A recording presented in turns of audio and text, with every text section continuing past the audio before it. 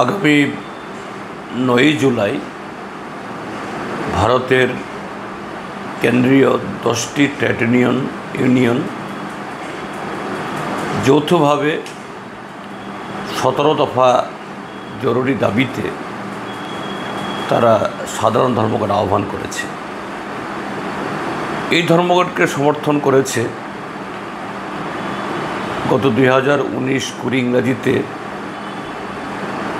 ঐতিহাসিক কৃষক আন্দোলনের মধ্য দিয়ে যে সংযুক্ত কিষাণ মোর্চা দেশের 5 শতাধিক কৃষক সংগঠন গড়ে উঠেছিল, সেই মঞ্চের তরফ থেকে। এবং তারাও বলেছে ভারতবর্ষের বর্তমান সমস্যা শুধুমাত্র শ্রমিকদের না, কৃষকদের। ভারতবর্ষ কৃষি প্রধান দেশ, কাজেই শ্রমিক কৃষক উভয়ের জীবন জীবিকা এটা একটার সাথে আরেকটার ওতপ্রোতভাবে সেখানে সম্পর্কিত। কাজেই এই বন তারাও সামিল হচ্ছেন সাধারণ ধর্মঘটের পাশাপাশি গ্রামীণ ধর্মঘটের আহ্বান জানিয়ে।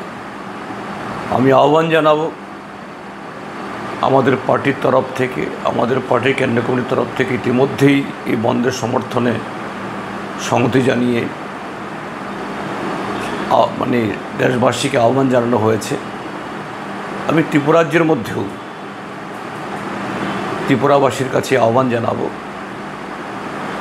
দল মত নির্বিশেষে, কেননা আমাদের দেশের বর্তমান সরকার তাদের নীতির কারণে দেশের কৃষি এবং শিল্প ধ্বংস হচ্ছে। তার মানে কৃষক এবং শ্রমিকের ভবিষ্যৎকে অন্ধকারের দিকে ঠেলে দেওয়া হচ্ছে। এই কৃষি এবং শিল্পকে বাঁচাতে না পারলে এই ভারতবর্ষরাও বাঁচবে না।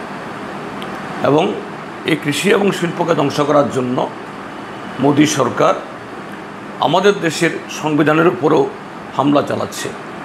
কাজে একদিক থেকে জীবন জীবিকা আমাদের সম্পদ, আরেক দিক থেকে আমাদের রাজনৈতিক এবং গণতান্ত্রিক অধিকার রক্ষার লড়াই, এই বন সমর্থন করার জন্য সকলে এগিয়ে আসুন।